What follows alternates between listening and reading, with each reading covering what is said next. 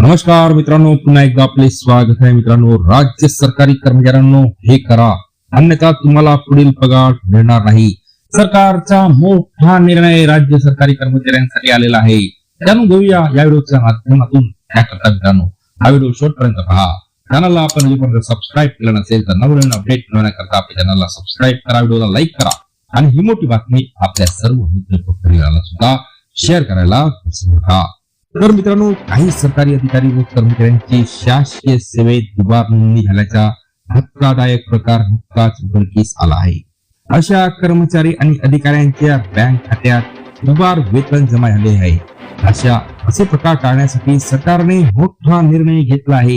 हा नियम राज्यातील 18 लाखाहून अधिक सरकारी अधिकारी आणि कर्मचाऱ्यांना लागू करण्यात आलेला आहे. हा निर्णय काय आहे ते जाणून घेऊया. संबंधित अधिकाऱ्यांकडे प्रमाणपत्र द्या.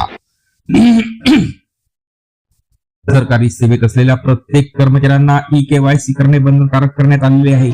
ई-केवायसी केलेल्या अधिकारी कर्मचाऱ्यांना पुढच्या महिन्याचा पगार मिळणार आहे.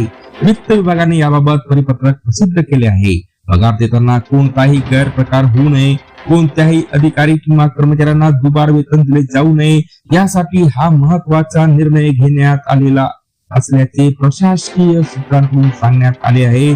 प्रत्येक कर्मचाऱ्याला ई-केवायसी पूर्ण करून त्याचे प्रमाणपत्र संबंधित अधिकाऱ्यांकडे जमा करायचे आहे.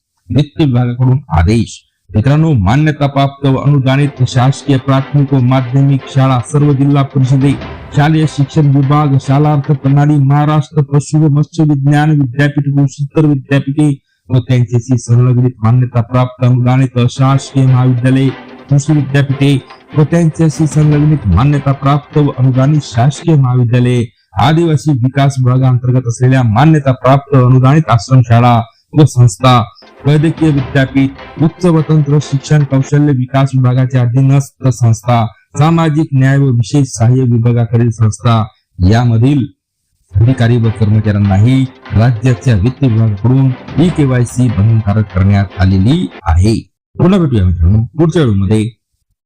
धन्यवाद.